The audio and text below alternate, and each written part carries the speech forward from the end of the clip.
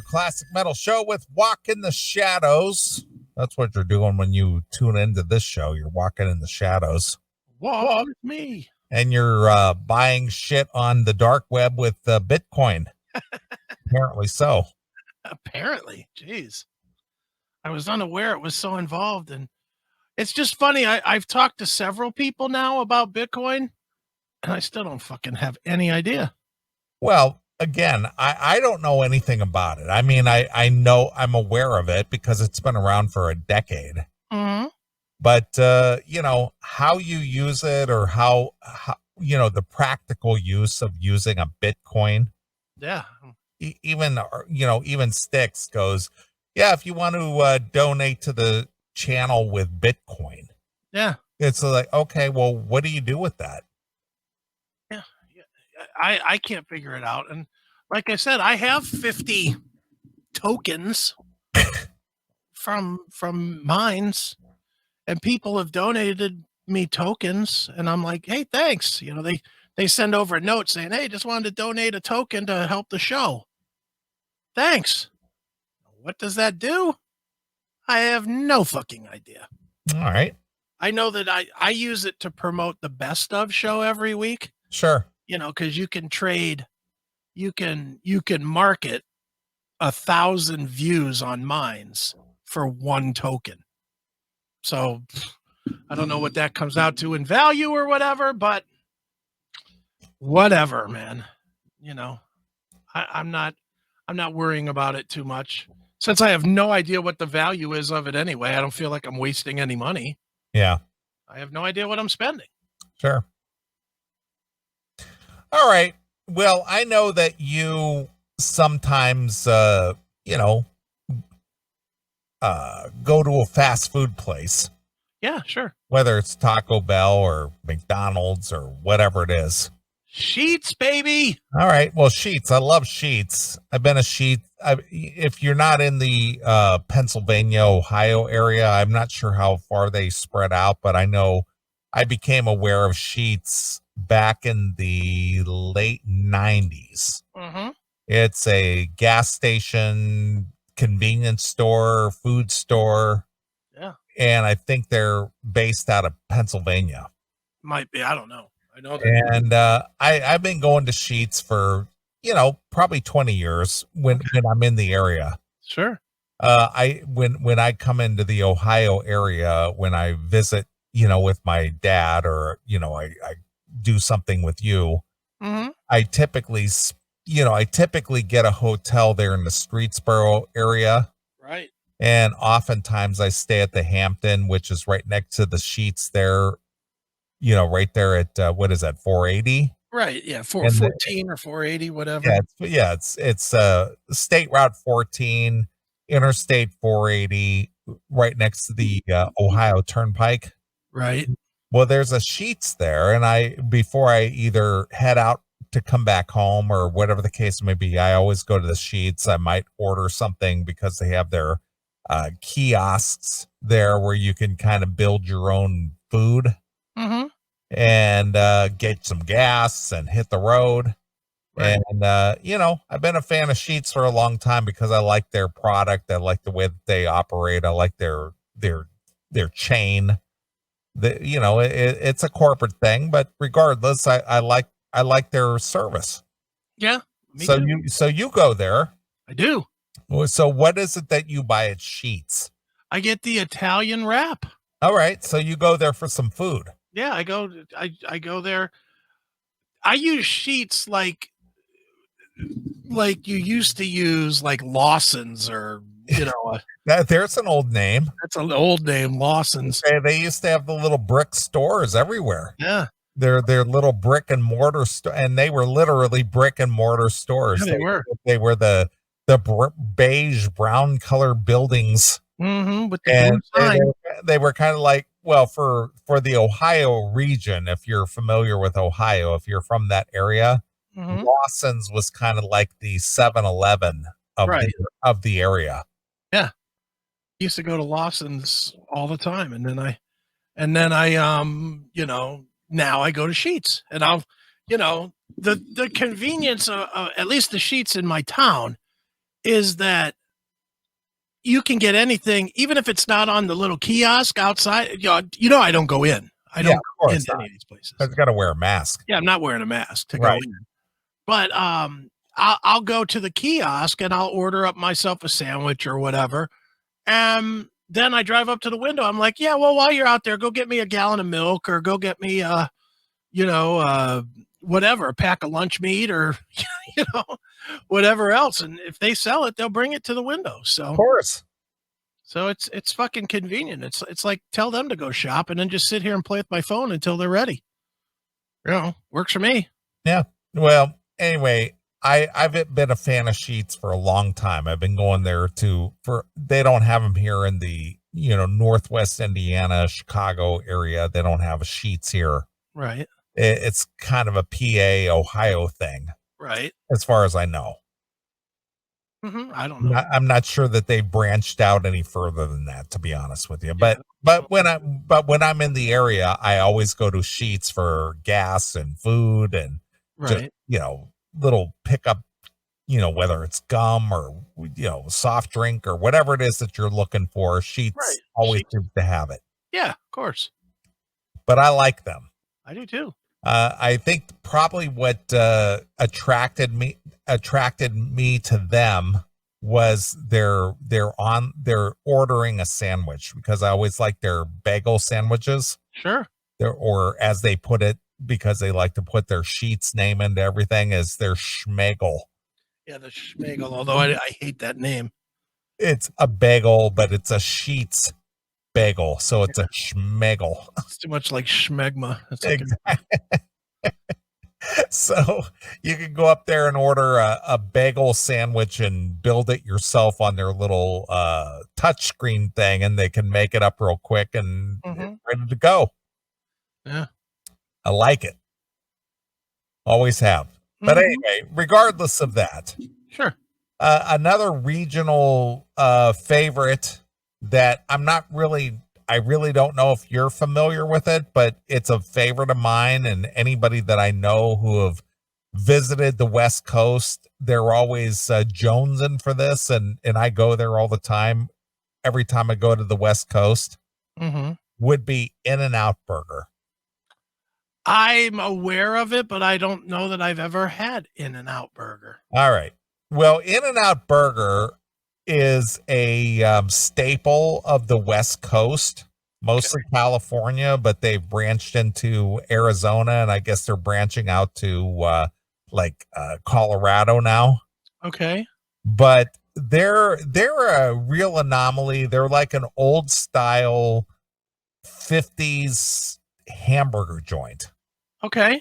And I can't explain to you why their burgers are so good, but it's just a old style 50s style hamburger and fries and shake. They don't have a lot on their menu. Like if you go to a McDonald's, they have like 10 different burgers and what do you want to call chicken sandwiches and salad, and they just got a ton of shit. Right. Okay. Well, In-N-Out Burger has like 6 items on their menu. Okay. I mean, it's real simplistic. It's easy. They got either you get a cheeseburger or what they call a double, which is a cheeseburger. It's kind of like the Big Mac. Okay. Of cheeseburgers, and they might have a chicken sandwich, and they have some fries and a shake and a couple soft drinks, and that's it. Oh wow. They don't have a ton of shit on their menu. But what they have is fucking the bomb. Yeah, it is. It really is. And when I go to California, which is usually about maybe once a year, I have to go to the In-N-Out Burger at least once. Okay. So anyway, In-N-Out Burger apparently has branched out into Colorado. Okay. And here's the crazy thing. Now, I know you're a techie guy. I know you like your iPhones and your tech stuff. And sure, you see these stories on the news where people will line up at an Apple store like 2 days before the release of the new iPhone. Right. Sure. Whatever the case may be. How how adamant are you personally? Because you're more of a zealot than me Mm-hmm. when it comes to stuff like that. How adamant would you be to line up at a fast food joint to get the first taste of a certain fast food? Uh, when Not it at all. were to come to your area. Not at all. Not I especially food. I want them to figure out what they're doing for a little bit before I'll ever go. Like, dude, I've never gone to a restaurant like first week that they're open or something. No matter, I've never done that. How about tech stuff? Oh, tech stuff? Would you stand in line for an iPhone? Oh no, definitely not. All right. Well, Definitely. would you stand in line for anything? Is there anything that you would go, I got to be the first to have this, man? Something that would be mass produced anyway? No. If it was something that could potentially I could get shut out of, maybe. Like Like, if like Kiss tickets at the end of the year? no, not like that. I certainly ain't getting shut out of that. But I'll tell you what, if Led Zeppelin announced this is it, the final show, All right. So I would that's a one-time event. yeah, that I might stand outside to get tickets to. Okay. But other than that, no, not to get a new iPhone or a new PS5 or none of that shit. All right. Well, I understand. And again, I'm not a gaming guy, Mm-hmm. but I guess some gaming system came out this week. PS5. Okay. Again, I don't know. And I guess Walmart sold out of it and it's already like showing up on like eBay for like 5 times what they sold it for. 5 times. Well, dude, Walmart did it in like a almost like a contest. My kid was trying to get one. Okay. And they put it up and you had to be like one of the first. It was something about you had to be in a queue or something, and they picked 15 people at random to get the game. All And right. so my kid had to actually get up early, which he never gets up before the crack of 2.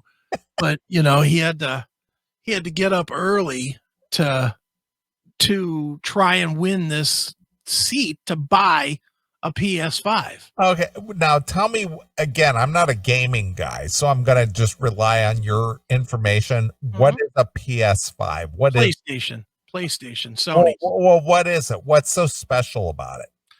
I think that I mean I'm not sure what's going on with the PS5 other than I think it's way improved digital. It's faster. It runs it just runs faster. It's better graphical. It interfaces with your TV better, higher frame rates for graphics, that kind of thing, and more memory. And if I'm not mistaken, I could be wrong on this because I'm no expert on the game systems either, but I thought my kid told me that either the PS5 or the Xbox X, whatever the new Xbox is, one of them does not do physical media anymore. All the games have to be downloaded.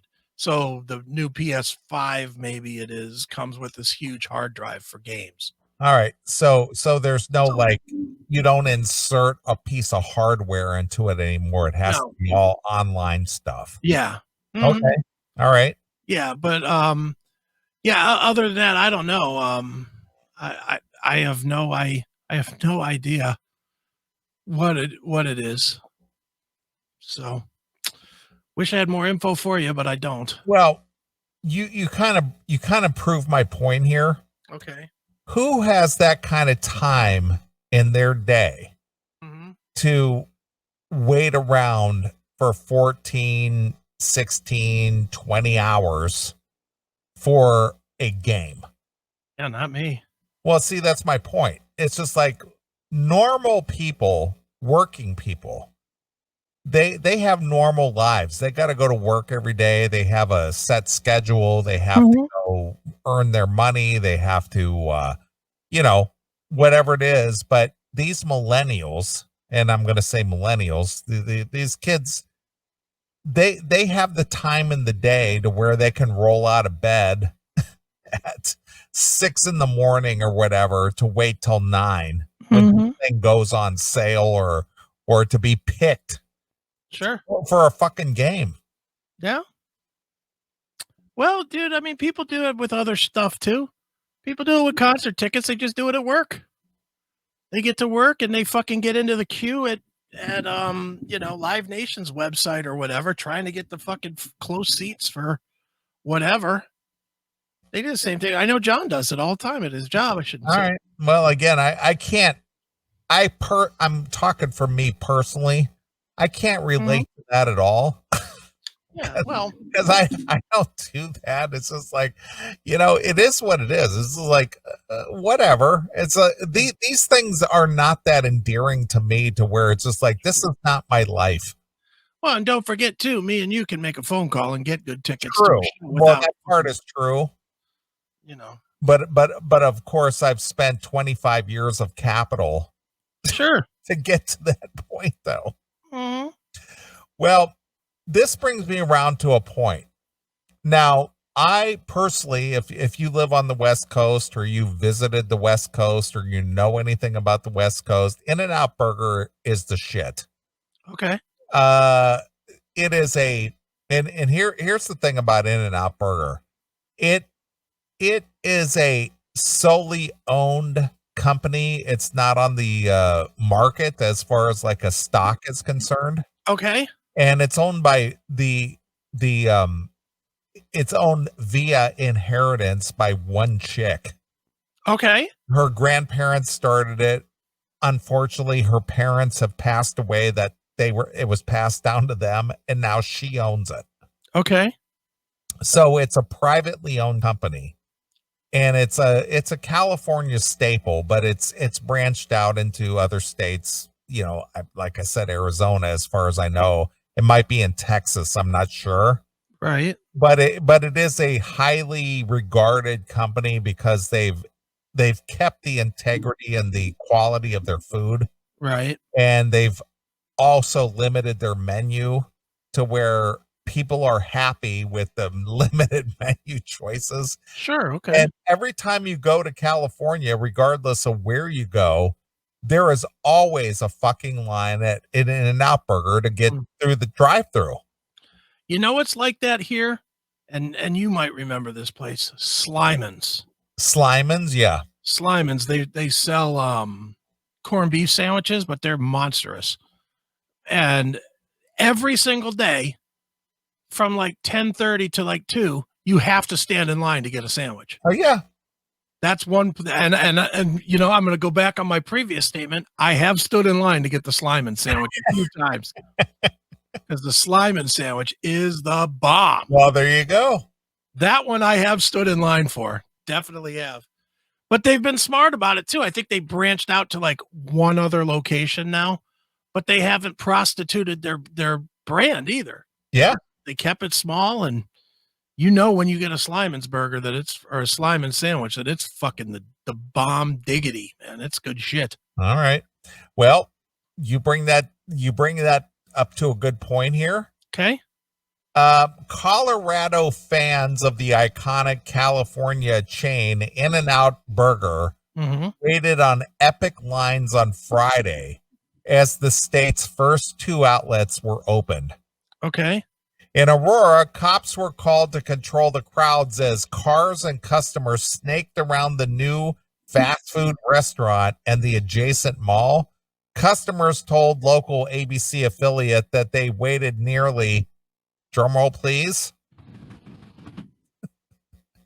14 hours to get their hamburgers and shakes.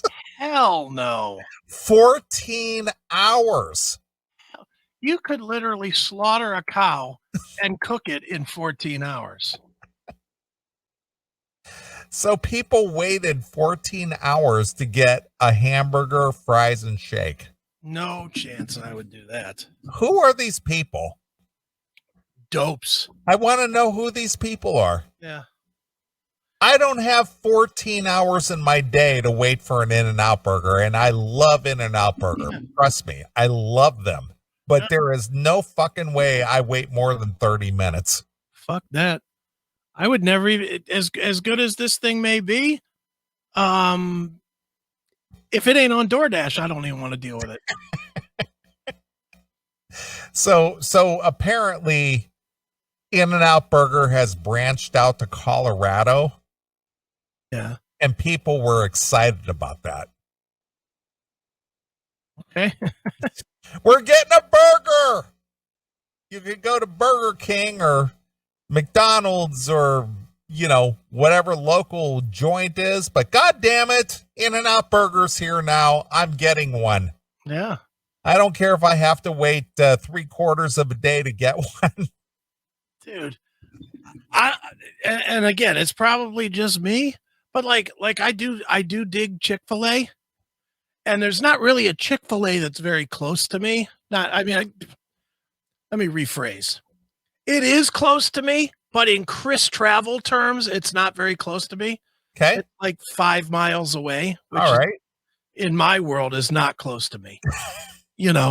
It's the nearest one for you, Neely, you'll get this, but the nearest one is in Macedonia. All right. So to you, that would be close to you. Sure. But to me, that's like, wow, I'm not going to make that kind of a drive for a sandwich. That's just how I look at it.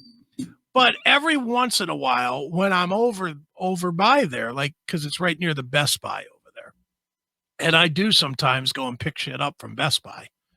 And if I go and pick something up at Best Buy, then I go and drive by over by the Chick-fil-A because I love their chicken sandwich. Well, but you're in the area already. Yeah. You don't make the special trip out just for that. Not at all. But I'll tell you this, Chick-fil-A is notorious for having a fucking shitload of a line. Yeah, they do. I've never, I got to be honest with you. I've never had a Chick-fil-A once. That's good. And I've seen it. And I've driven by their places, and I agree with what you say. Mm-hmm. The times that I have driven by the Chick-fil-A, there's always a line in the drive-thru. Yeah, I mean, it's good. It's good. If you like chicken, their grilled chicken sandwich is fucking great.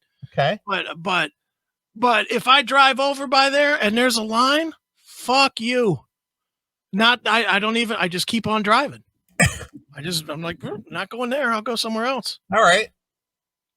Because I will not wait for food, especially now where they've fucking conditioned me that they'll bring it to my goddamn door. All right. There's no way am I going to wait in line for fucking food. No. What am I, a fucking African? Waiting for her to throw a box of rice off of a back of a truck? Fuck you. We're Sally Struther when you need her. Yeah, I'm not doing that. I'm not willing to give 3 cents a day to fucking feed anybody. And nobody's feeding me for 3 cents a day. Exactly. Look at me. It takes more than 3 cents, pal. 6 cents, maybe. $6, $16. All right. It's official. Traffic is double. Yeah. Little play on words. Okay. Animal style right now all around the mall. Aurora police tweeted. The police are now tweeting. Okay. Using some of the cult-like chains lingo. We are on hand helping manage the massive traffic response. A later post warned of a 12-hour wait. And another said the line wrapped around the mall twice. They estimated the line was 1.5 to 2 miles long. Fuck that. 2 miles. If I was trying to get myself a hamburger and I drove by and there was a 2-mile wait, I'm going to the nearest fucking Burger King and grabbing a fucking double Whopper. That's kind of my point. I mean, again, I love In-N-Out. Yeah. I mean, I've been in In-N-Out many, many, many times. I've been eating In-N-Out burgers since 1985. Okay. I would never sit in a line for 2 miles to get a burger. Hell no. 2 miles. Dude, 2 miles, there better be a famine going on. Or there better be some naked chicks with big boobs. Even that. I ain't gonna lie. As much as I like porn and as much as I like naked women and strippers and all that shit, I am not waiting in a 2-mile line to see them. I'm not gonna do it. Absolutely no way. 2 miles, you're a fucking idiot. I agree. That's all there is to it. If you waited in line for 2 fucking miles, you're a fucking dummy. In-N-Out expected to sell about drum roll please once again, 60,000 burgers over the weekend Wow. at the Aurora store, the Denver Post reported. Dude, wouldn't and again, this is me thinking in today's terms. I'd be afraid to stand in a line 2 miles that some goddamn gunman wouldn't come over and shoot me. Right. Just think about that. You're standing in line just waiting for a fucking hamburger and you get mowed down, Battle Clan style. Fuck that. The second location in Colorado Springs saw a similar deluge of eager eaters, according to the Gazette, including one Southern California native who parked his Toyota, which was decked out to resemble the Ghostbusters car in the Joint's drive-through lane on Thursday night. Okay. I had time off, so I decided to just come down on Tuesday and make sure I was the first one. On Tuesday. Wow. It's just been fun and exciting experience. I don't regret doing it. Well, then you're a loser. Yeah, I got nothing better to do. I'm just going to camp out here in my car, hopefully get a burger. You realize that you get maybe 20,000 days max on this planet. And you wasted 3 of them sitting online to get a fucking hamburger. Yeah, a hamburger. Are you fucking kidding me? Well, I'll gladly pay you Tuesday for a hamburger today. Well, maybe he paid on Tuesday, so he had to wait for his burger to be ready. What an idiot. Danny Warnick, In-N-Out Vice President of Operations, said the company was thrilled with the reception. I'm sure they were. You sold 60,000 burgers in a weekend. Yeah, so 60,000 burgers, figure what, about $8 a piece? Made $500,000 in a weekend. Yeah, of course. Not bad.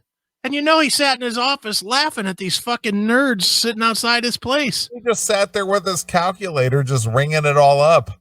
He was like, look at these fucking idiots. I mean, if you think about the ingredients that a burger consists of and what it costs the restaurant to buy it in bulk. Mm-hmm. And, let's just say we'll use your figure of $8. Yeah. What do you think the ingredients and the manpower it costs to produce that burger? $2? $1.50, $2, yeah. $2. So they made a $6 profit on every freaking burger. Every fucking burger. All right, I'm going to use the iPhone because, like you, I'm not that good at math. So I'm breaking out the iPhone calculator. Yeah. So we had 60,000, 1, 2, 3 times $6. They made $360,000 in profit. Yeah. In one weekend off of tards. Yeah. Off of absolute tards. For people who sat for 2 miles in a line to get a fucking burger. Here's my question. How did they have that much burger meat on hand? And buns and stuff. I mean, who budgets thinking that there's be that many fucking retards? Well, they must have had it all trucked in. They must have thought, we got a truckload out here. They're probably making emergency calls Wednesday and Thursday saying, man, we got people camped out here. They're like, hello, Burger King, you got any extra meat over there?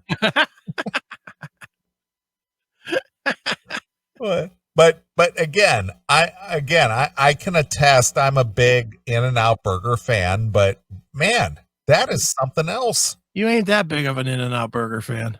Well, again, when I visit the West Coast, I always make a point to go to the In-N-Out. Sure. I always go at least once. Well, nothing wrong with that, but I bet you wouldn't go.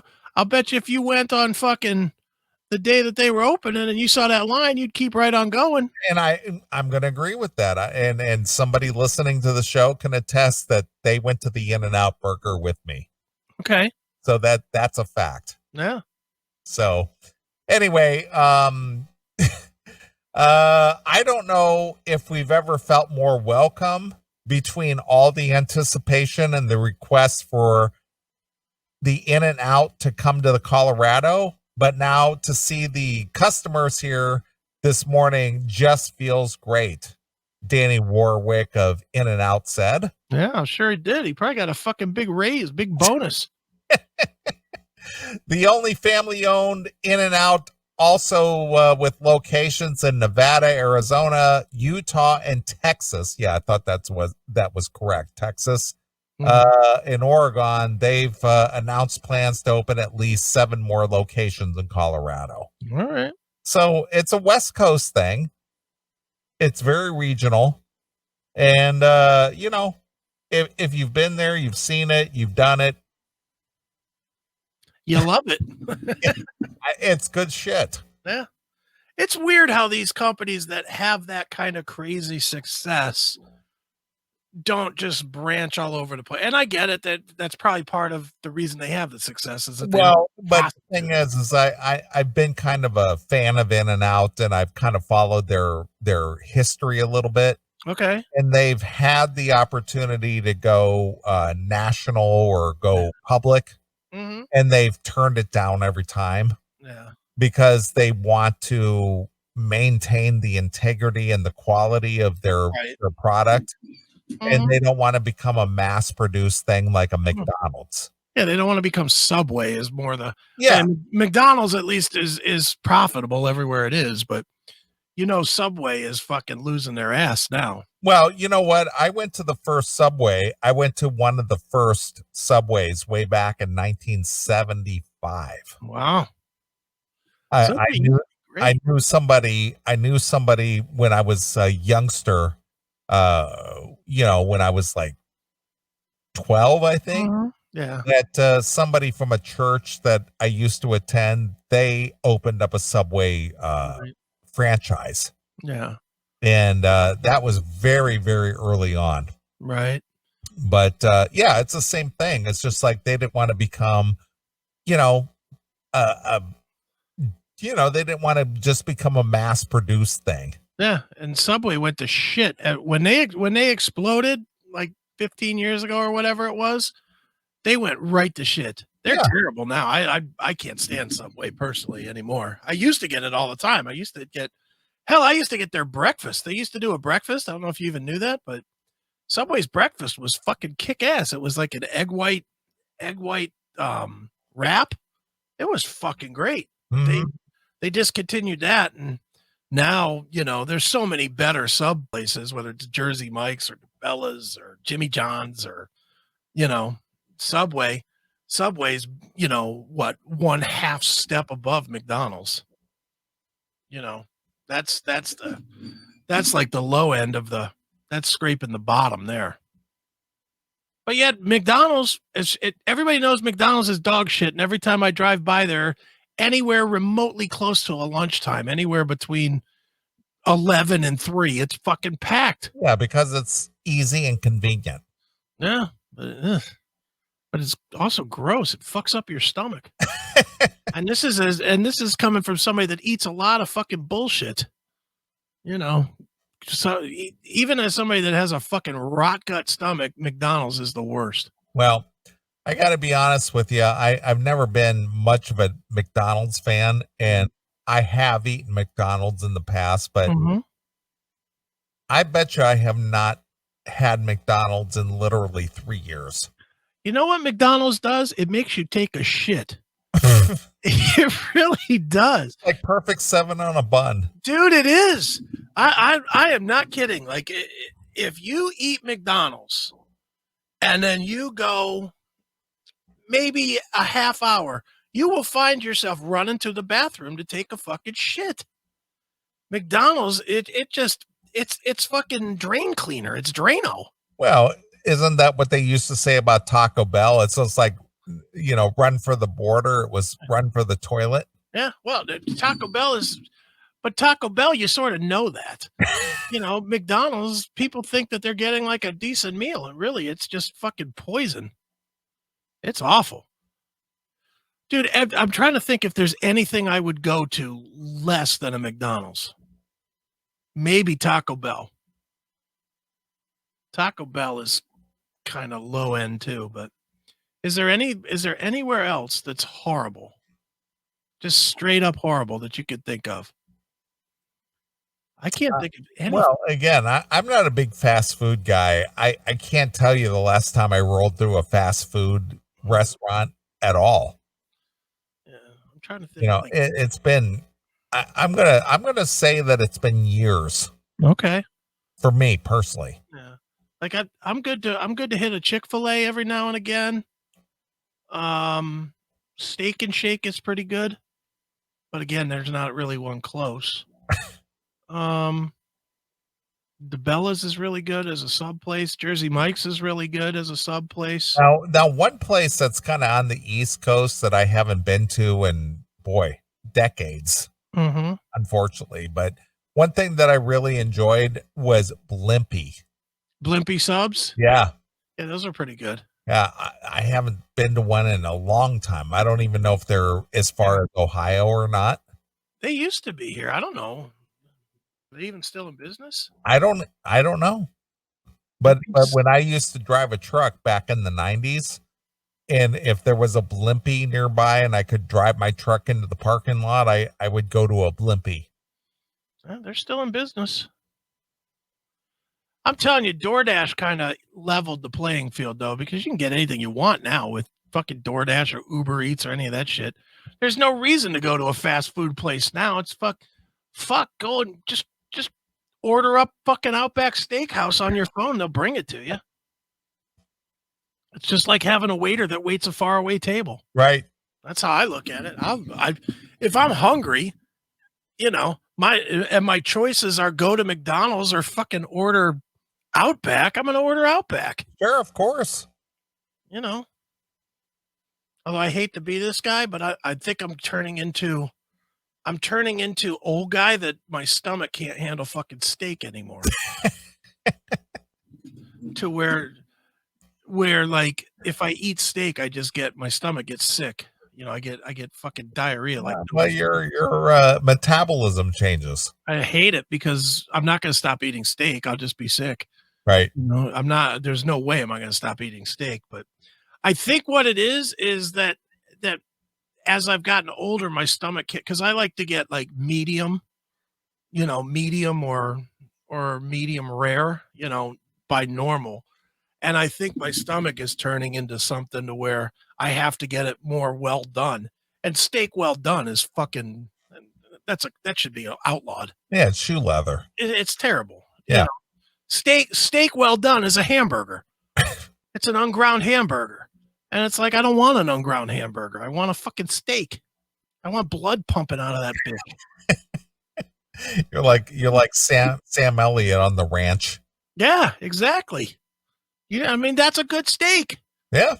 Dude, you have not had a good steak unless you've got a plate that's got a little groove in it and it's just loaded all the way around it with fucking blood. Of course. That's a good steak. Or a filet mignon or something like that. Fucking cooking it until it's all fucking brown all the way through. Ugh. That's not a steak. That's just cow meat. Terrible. I agree. All right. Well, there's been a lot of talk about sharing too much information with China. Okay. Whereas our great president would say China. What another chain that has kind of risen to prominence over the last, say, decade or so is Airbnb. Okay. Are you familiar with them? I know of them. I've never stayed at one or anything. Well, people who have extra residences will basically rent their home out to people to stay at their house. What a great deal that must be. It's a very strange thing because and this is people who they're people of means who have like a couple of residences. And if they don't stay at their residence too often through the year, they'll rent it out to make some money. Okay. And Airbnb And again, I find it weird that you would go to somebody's house and stay at their house for several days Yeah. rather than a hotel or whatever. And do they leave all their shit? Like, do you use their forks and I, plates? well, apparently they do. I mean, I don't think they leave their clothes there, but I think that they leave their plates and forks and knives and glasses and whatever it is. Jesus. But you basically live in their home for, a couple days rather than spend time in a hotel. So do you use their toothpaste? I don't think it goes that far, but Their but towels? no, again, I don't know because I've never spent time in an Airbnb. I Yeah. gotta be honest with you, I I don't mean, know. do you want to dry your face off with a towel that's been on another man's balls? Well, again, I don't know. I've never spent time in an Airbnb. All right. But Me, these younger kids, the younger generation, yeah. they for whatever reason, I don't know if it's this mindset that they're being environmentally friendly or whatever, but what is it that they people spend time at a, what is it called, a hostel? A hostel. Okay. Yeah, look that up. Look up hostel. It's like a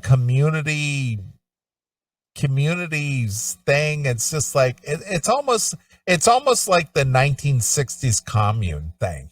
A form of low-cost, short-term shared sociable lodging where guests can rent a bed, usually a bunk bed, in a dormitory. There you go. So they like share accommodations, and because they think they're being socially responsible, Mm-hmm. that oh, I'm being environmentally friendly because I'm staying at a hostel where a bunch of people stay. It's almost like a commune type thing. It's a mindset, in my opinion. It's like I'm not being wasteful. I'm being environmentally friendly. I'm not, leaving my carbon footprint anywhere. It's this whole bullshit mentality. Sounds wonderful. Yeah. So people who have extra room, I guess, or extra homes or whatever the case may be, Mm-hmm. they put their houses available through Airbnb where people can live in their extra space, All right. and they can sleep in their beds and use their space and use their uh, plates and eating utensils and whatever. To Mhm. me, it's just weird. Yeah, it sounds weird. To me, I would never like rent an Airbnb. I'm just, that's just not me. I'll go to a hotel and whatever, and Is a I'll, hotel that much different though? It's still just a bunch of strange dicks in the same bed. well, perhaps, but the thing is they actually have a staff there that Yeah. will actually change the sheets. Right. You need to be pampered a little bit. But anyway, the former chief trust officer Okay. of Airbnb was so concerned about how much user data the internet behemoth was sharing with China. Okay. He resigned from his post last year after just 6 months on the job. Wow. Sean Joyce, Airbnb's former chief trust officer, also a former deputy director with the FBI, Wow. reportedly resigned last year over concerns about how much user data the company was sharing with China. Okay. Joyce was hired as the company's first chief trust officer in May of 2019 to help protect users' safety on the platform, Okay. but he abruptly resigned from his executive position after just 6 months on the job over concerns about how much of the massive rental platform shares data on millions of its users with Chinese authorities. Wow. Look at this guy. He looks like a real bore. He is. Well, he's an egghead. He definitely look. He couldn't even take the time for his mugshot or his promo photo to comb his fucking hair. He's got 8 hairs and half of them are out of place. Look at that shit. Right. What a dork. Joyce grew alarmed during his tenure that the company wasn't being fully transparent about the data it shared with its ruling Chinese Communist Party government, including for Americans traveling in the country. He also was concerned about what he viewed as Airbnb's willingness to consider more expansive data requests from China. Mm-hmm. I mean, I appreciate the ingenuity behind Airbnb, but it's just a weird thing. It's just like, hey, I got a house, you wanna stay at my house? Here, I'll collect some rent.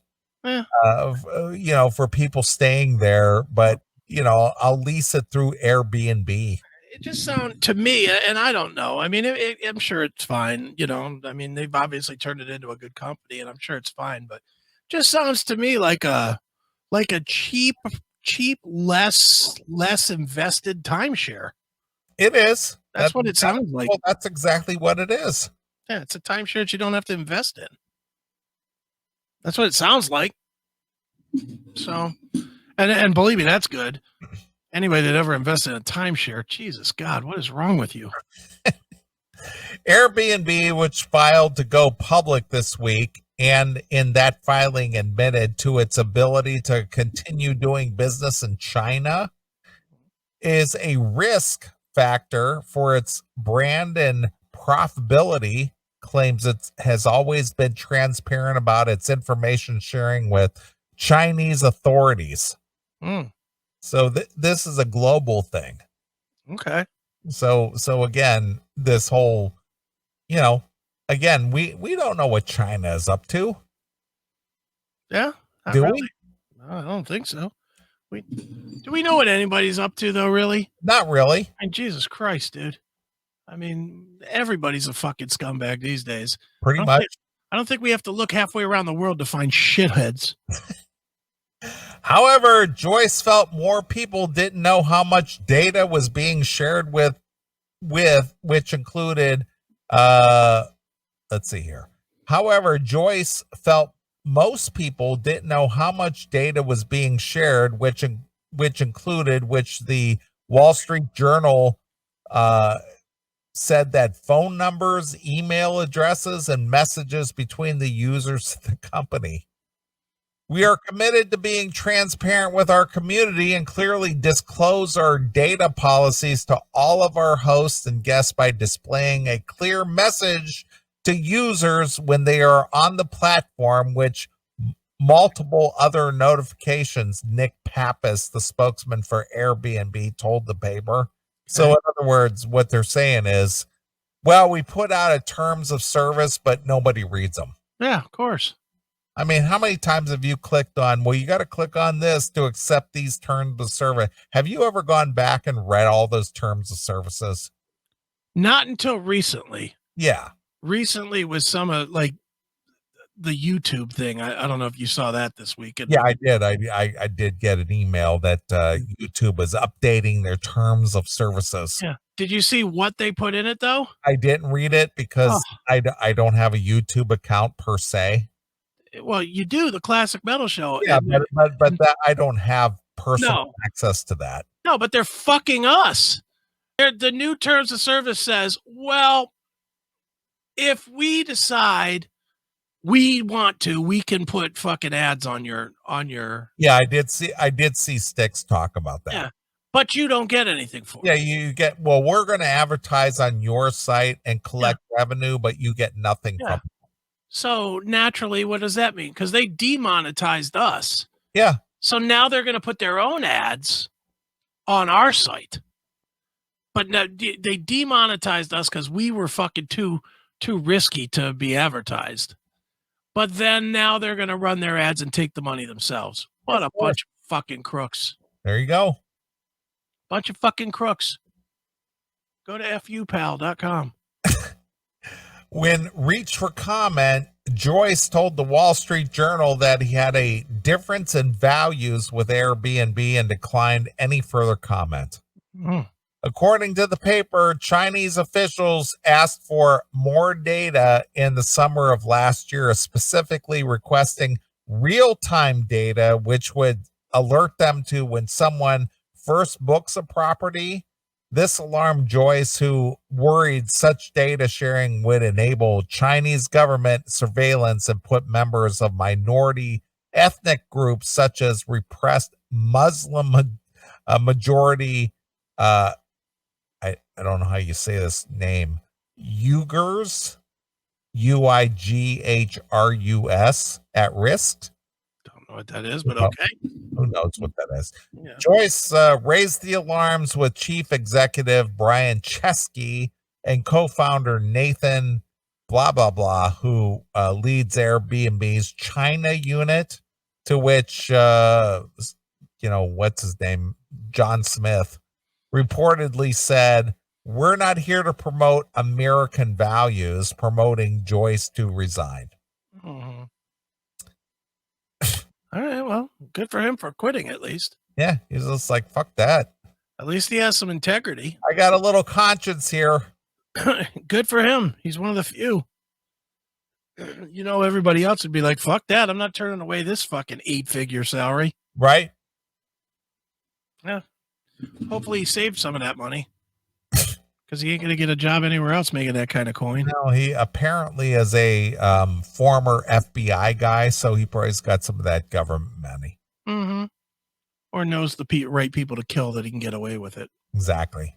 Could be. All right. Uyghurs are Muslims, I'm being told. All right. I wasn't aware, but I've never seen that term before, but okay. Mm-hmm. Well, there you go. All right. Well, since you're such a fan of ending a baby's life. Yes, I am. A Florida woman, surprise, surprise, Florida, allegedly abandoned her sick 3-month-old son on the doorstep of a stranger's home over the weekend. Okay. Melissa Kelly, Kelley, not related to your friend Kelly. No. 33 is accused of dropping off her baby in his car seat on Patricia Tillman's porch Sunday night, saying she couldn't care for the infant any longer. Well, that's sad. Kelly of Astor, Astor, I don't know where that is, warned Tillman that the baby had scabies. Scabies? Scabies. Jesus Christ. Welcome to 1976. Right. Scabies. An infestation of the skin caused by a tiny burrowing mite.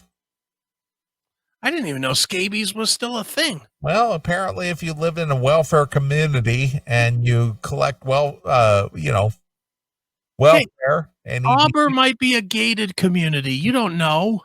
It's gated because the rest of the community is trying to stay segregated from them. It's prison gated. Exactly. it's a gate with barbed wire around it. Don't go in there. You get scabies. Yeah, no shit. And that he had a dirty diaper, the outlet reported. She added that the child's father would pick him up before she ran off. Mm-hmm. Tillman eventually learned that the baby's father was her daughter's boyfriend. Okay. So here we go. This is one of these fucked up stories. Well, seems reasonable so far. When investigators reached Zink's parents, they said they wouldn't take the baby and the outlet. Let's see. Let me start that again. When the investigators reached Zink's parents, they said that they wouldn't take the baby. Okay. The police reported they stated that Kelly threatened to harm her baby boy, texting relatives, "Please don't make me throw this baby in the trash." Jeez. And that she was going to kill herself because she wasn't in a relationship with Zink. Don't make me throw away my baby. Exactly. Either you come back and fuck me or I'm going to kill this baby. Exactly. Jesus. Kelly was charged with an unlawful desertion of a child and child neglect. The boy was taken to child services and treated at the local hospital. All right.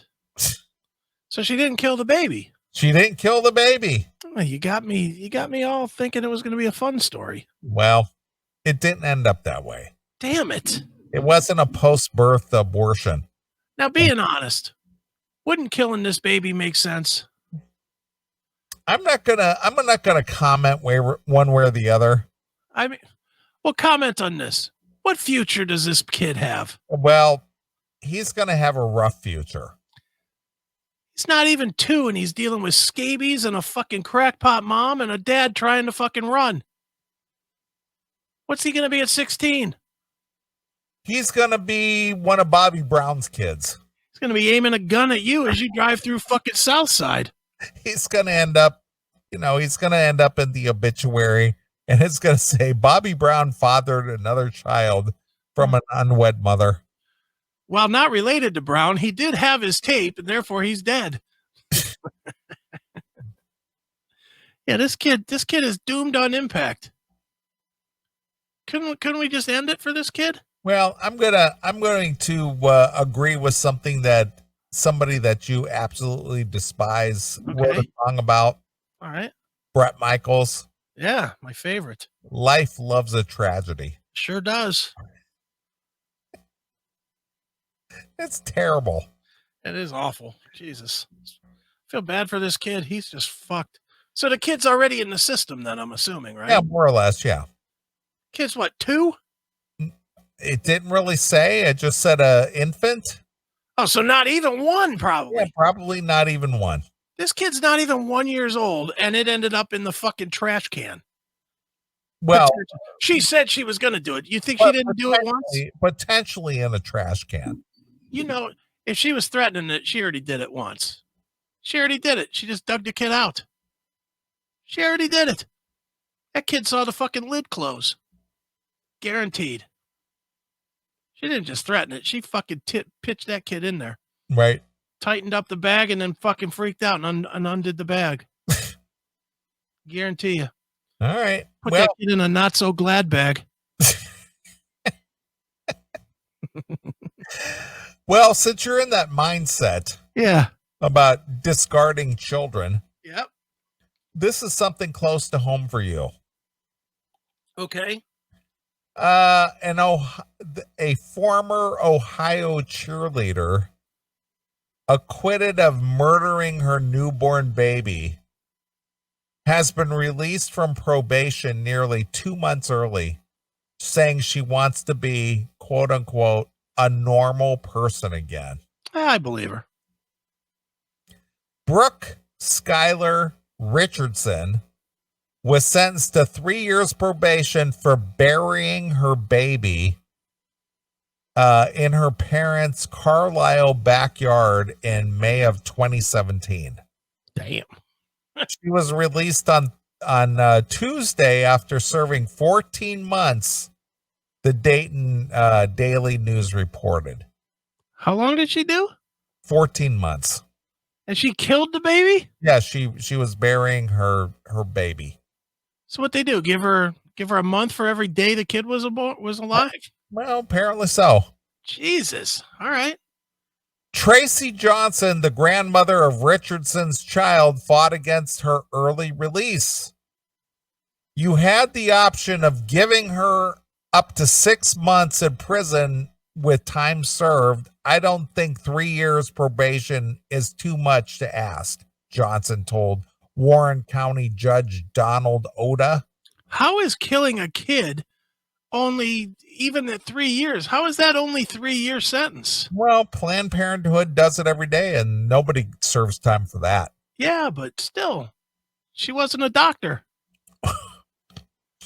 She didn't have license to scramble, so she should be fucking doing real time then. Well, she was in jail. Yeah, but not for long. 14 months? That was enough. You know you get more than that if you don't fucking file a tax return. Are you speaking from personal experience? No, because I haven't been in jail. All right. I'm sorry for everything I have put everyone through. I know that doesn't seem like a lot at all, she said, according to the publication. I'm very sorry that I hurt, and I hurt a lot. I just want to show that I can be a normal person again. Mm-hmm. Sure. The judge said the purpose of the probation was not punishment. There is no reason for me to invest the time and resources of my probation department in supervising you, Oda told Richardson. Mm-hmm. So go out and get pregnant again and abandon that baby too, will you? And that's just what's going to happen. She'll Well, be of pregnant course- within of 6 course it months. Within Of course 6 it months. is. Don't you think within 6 months? Yeah, she'll be banged, she'll be knocked up again, and she'll do the same goddamn thing. Or she might keep the baby, which is, to me, keeping the second baby is even worse. Talk about fucking over those grandparents hard. Ha ha, here's another kid that you don't get to fucking spend time with. It is an opportunity to demonstrate why the state prison term of 12 months in prison should not be imposed. Richardson was 18 years old when she hid her pregnancy from her family and friends, giving the birth to a full-term baby girl she named Annabelle in 2017. Isn't that like a horror movie, Annabelle? Annabelle? Isn't that with a doll? Might be. I don't know. Annabelle the doll? I'm not sure. She claimed that the baby was stillborn, but was charged with killing the child and burying it in her parents' backyard. Excuse me. It was stillborn, all right. She didn't want it, but it was stillborn. Yeah, it was stillborn. Stillborn, all right. It came out of her snatch. Yeah, and right into a hole. From one out hole of one hole to the A jury acquitted Richardson of murder, but convicted her of abuse of a corpse.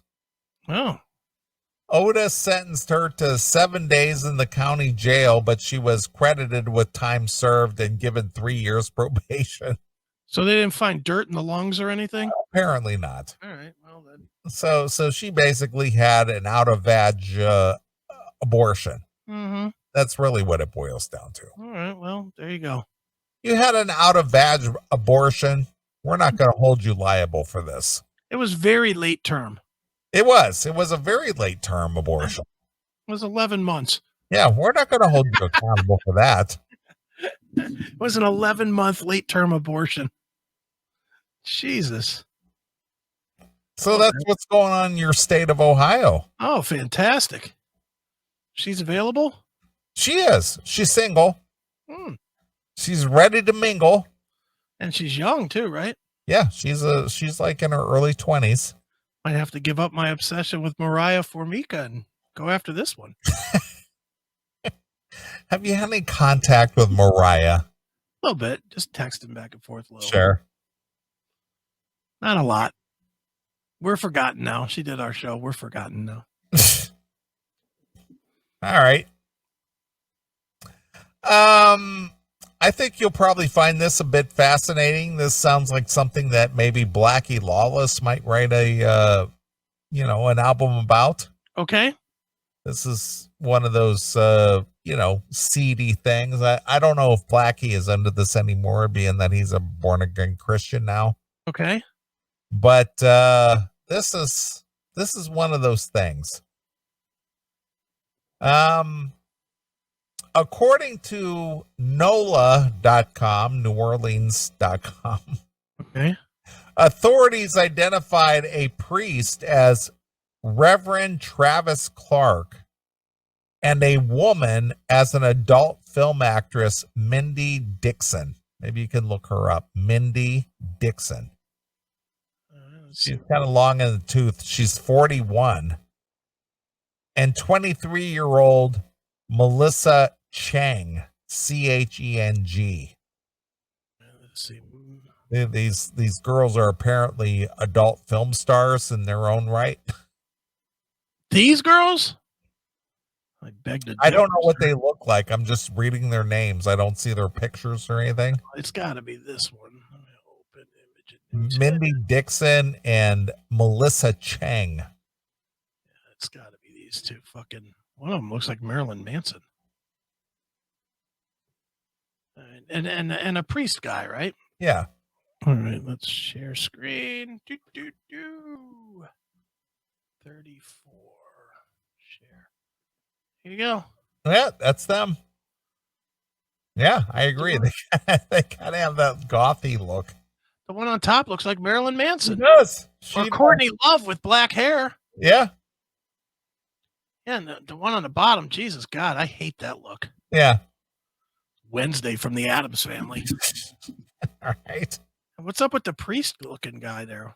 Well, he's a priest. What's he smiling about? Got an 8-year-old sucking his cock? Probably. Jesus. The Catholic priest was reportedly caught in the act on September 30th by a passerby who noticed that the lights in the St. Peter and Paul Roman Catholic Church were on after hours. Because they were shooting a porn. Well, apparently they were. Oh, nice. That's when the witness looked inside the church and saw Clark allegedly having sex with the women. Nice. Good on him. The women said, or the witness said that the women were dressed in corsets and wearing high-heeled boots. Mm-hmm.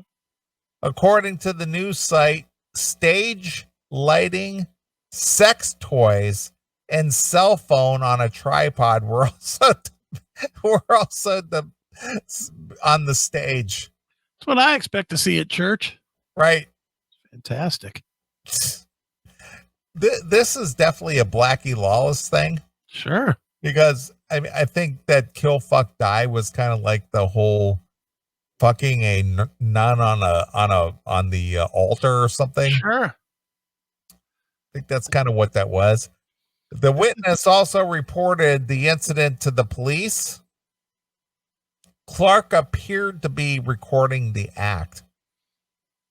Both women reportedly told officers who arrived on the scene that they were filming quote unquote role play with Clark. Yeah. All three were arrested on obscenity charges because they were in view of the public. Who were they really? They were in the church. Well, I guess the church was open maybe 24/7 for parishioners to come in there to worship or pray. This guy decided to fuck these to have a threesome with these chicks on the altar, and he forgot to lock the door. I think that's what the case. What an idiot. Mm-hmm. Jesus. Dixon also posted about the sex act on social media the day before it occurred. Hey, if you want to come down and see me, Roger, I guess that's the word, Roger, two skanks, come on down. You could watch. It's a pretty open-minded church, if you ask me. Jeez. The site reported that Dixon said she was traveling to the New Orleans area to defile a house of God with another dominatrix. Good for her. She's getting some dicks in, that's for sure. What is with people? I love it. Following the arrest, Clark, who was ordained in 2013, was suspended from the archdiocese. He was suspended. It wasn't even fired. Jesus Christ, what do you have to do to get fired? Yeah, he was just suspended. Probably with pay. Yeah. Well, he was railing chicks on the altar, but you know what? He did a mean Sunday speech. He did. He was a good youth leader. Yeah. We're going to give him 2 weeks off, and by then he'll have learned the ills of his ways. He was a youth pastor. Yeah. You know what? We gave him 3 weeks off and made him say 12 Hail Marys. He'll be back in 3 weeks. Yeah, he'll be good. Yeah, he's good. He said the Hail Marys. Right. Church laws say that when sacred places are violated, they must be repaired by I don't even know how to say this word. penitential right before they can be used again. Oh.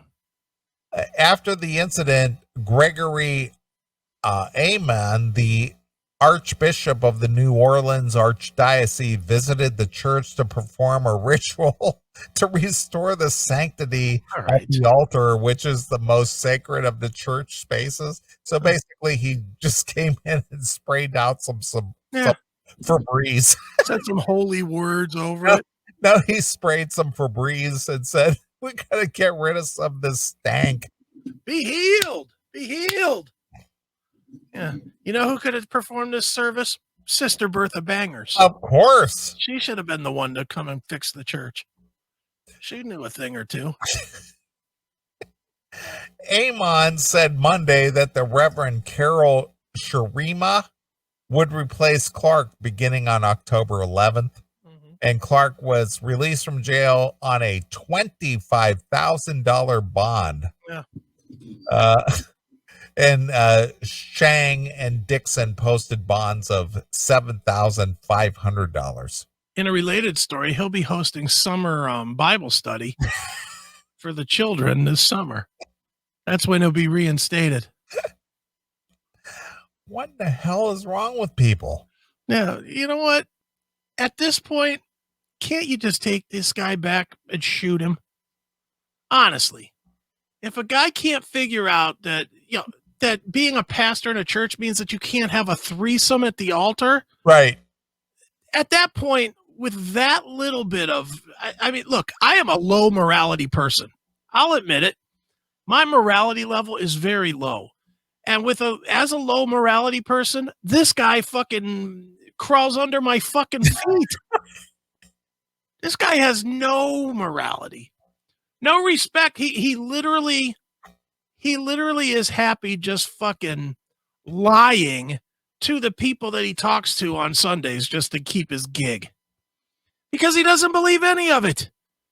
Is this guy does this guy have the capability to tell somebody that they should not be fucking cheating on their wife? No, of course not. This guy, get the fuck out of here. What is this guy? How can this guy ever have any kind of say ever again to anybody's moral dilemmas? Well, his credibility is completely blown. Yeah, and it never comes back. It's not coming back.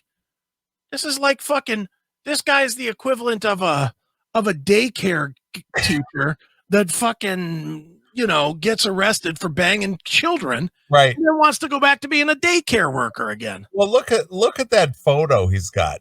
Yeah. I mean, it's just like this false smile. And so like, cheese. Uh-huh. Yeah, what a dork. Jesus Christ. What a tool. I would love to be a fly on the wall with that conversation with these two girls. Hey, you know what would be really hot? If you got girls came to the church and we would form like we would film like a porno on the altar at this church. That'd be great. Hopefully no one will catch us. Mm-hmm. And what was he doing? Was he like sticking a crucifix in their snappers, or what was he doing here? Well, according to that witness, he was quote unquote having sex with them. Pulling the rosary beads out one bead at a time. Boop, boop, Well, boop, yeah, this sounds like kill, fuck, die to me. Yeah, it does. It's the exact same thing. Sounds like kill, kill, kill to me. All three of them. Done with that. What the hell? All right, one last story. All right. This show flew. Holy fuck. It did. As you're aware, Jeffrey Epstein, who did he kill himself this year or last year? It's gone so fast. So I think last year, but I don't remember. All right. Well, apparently, his lawyer had a sweetheart deal. Okay. It was a sweetheart deal that has baffled the world. How in 2008, Jeffrey Epstein was allowed to plead guilty to a lesser felony prostitution charge, register as a sex offender, and serve 13 months in a county jail where he would come and go during the day, despite several underage victims testifying he raped them. Is it really baffling the world? I'd say it's baffling no one.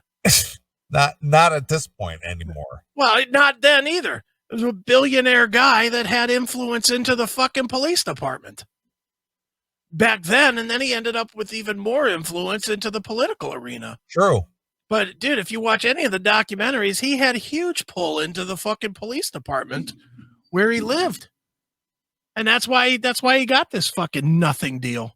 Yep. You know, they from watching the documentary on him, they violated every law that there is as far as putting up. Well, the main law that they violated was they have to let the victims know of any deal offer, and the victims have to sign off on it in order, or at least be advised of it. And they didn't do that. The victims didn't find out until the rest of the world did. True. Fucking ridiculous. But whatever. He was whatever he was. You know, I've heard everything from he was a Mossad guy to he was a government double agent to, you know, I think he was just a rich guy that had fucking blood evidence on everybody. He had evidence on everybody that all these fucking Hollywood douches and political people fuck kids. Yeah. That's my assumption. Well, he was a friend of Bill Clinton. Yeah. Well, you know, he fucked kids, allegedly. Yeah. It is now revealed that one of Epstein's defense attorneys previously dated one of the top prosecutors on the deal. Mm-hmm. Lillian Sanchez was a member of Epstein's defense team in 2008 when he was facing a potential federal indictment and life imprisonment for sexually abusing dozens of girls between 1999 and 2007. Yeah. So he gets a fucking handshake walk in and out deal for fucking fucking a prostitute. Get the fuck out of here. Sanchez had also dated Matthew Menchel. I guess that's how you say the name. Mm-hmm. One of the prosecutors who worked on the plea deal. The romance came to light after the Justice Department Office of Professional Responsibility issued a report last week slamming the Florida prosecutors for poor judgment in the pedo pervs deal. The pedo perv. Nice. Sanchez and Manchel dated in 2003 when they were both employed at the Southern District of Florida's U.S. Attorney's Office. They later broke up, but never disclosed the relationship while both worked on the Epstein deal. The report says that Manchel had left the office before the Epstein case was resolved. Manchel told Justice Department investigators during the probe that his relationship with Sanchez had no impact on his handling of the case. Yeah, sure it didn't. Mm-mm. Letting a well-connected billionaire get away with child rape and international sex trafficking isn't poor judgment. It's disgusting. It's a disgusting failure, Senator Ben Sasse said in a statement released on Thursday. Okay. Americans ought to be outraged, and shocked, and horrified, and flabbergasted. Epstein should be rotting behind bars today, but he's dead. Mm-hmm. But the Justice Department failed Epstein's victim at every turn. I've never seen a picture of him dead, have you? No. I'm thinking he's living back on the island. Probably. Epstein was found hanged in his cell at the Metropolitan Correction Center in Manhattan last August while awaiting trial on his new sex trafficking charges. Epstein's right-hand woman, what do you say? What do you call her? Ghislaine Maxwell is currently in jail until her sex trafficking trial next summer. Next summer? Why do they got to wait till next fucking summer? Yeah, she's there. What are you waiting on? Yeah, what is it that could possibly take a year to get ready for? Get the fuck out of here with this. She's going to disappear too. Yeah. She'll just end up dead. Yep, old Jizz Lane. Dead. Oh, well, whatever. It's bizarre. Oh, well. All right. Well, I'd say we get out of here. I'm with you. All right. Well, I think the best way to end the show is play some ACDC, some Money Talks. Sounds good to me. I think that kind of sums it up. Yep. All right. We want to thank our good friend Scott Dietschy for being a part of the show tonight and Yes, sir. bringing us our insight to the mob world. Dude, don't you love having a mob expert to talk to? Well, if Scott can bring us an actual mob guy, Oh, dude, that'll be the best. that would be pretty cool. That will be the best if we get whoever, somebody on the show to talk about hits and shit like that. That'd be great. Well, maybe we'll make that, or he'll make that happen for us. Well, I hope so. All right. Well, we know that money equals power and power equals corruption. Mm-hmm. So we're going to get out of here with some corrupt power, with some money talks from ACDC. That's right. So we'll be back next Saturday. We'll do it all over again. So this is Neeley along with my very good friend. Chris Egan. And we're gone. Bye, kids.